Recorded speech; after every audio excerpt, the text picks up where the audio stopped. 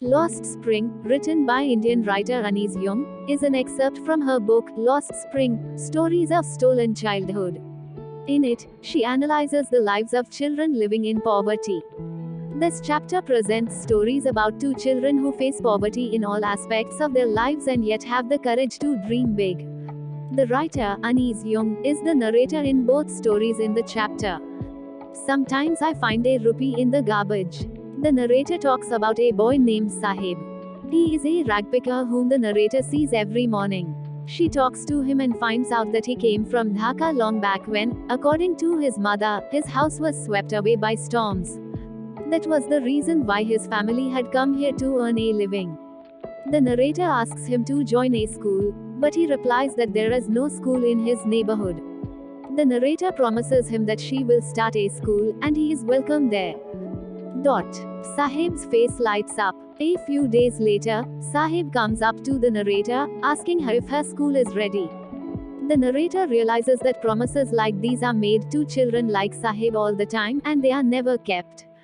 The narrator goes on to talk about how children in extreme poverty live and what the conditions surrounding them are like. She talks about how children walk barefoot on the streets, and the excuse given for this is that it's a tradition to walk barefoot. She thinks that more than tradition, it might be an excuse to justify a continuous state of poverty. She remembers another incident where a man from Udupi told her that he used to pray for a pair of shoes at a temple in his childhood. 30 years later, when the narrator visited the temple in the town, she could see a little boy walking in his shoes. Their prayers were answered. To give us a background of Sahib, the narrator talks about Simapuri, a place near Delhi where the ragpickers who came from Bangladesh in 1971 settled down. They have not been given any identities or permits. Only ration cards are given to them that help them eat food and vote for politicians. They are deprived of any other rights.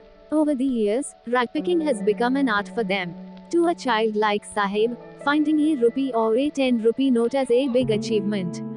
One day, she sees Sahib wearing a pair of tennis shoes. One of them had a hole in it, and it did not seem to bother him because it was a dream come true for a child who had always walked barefoot.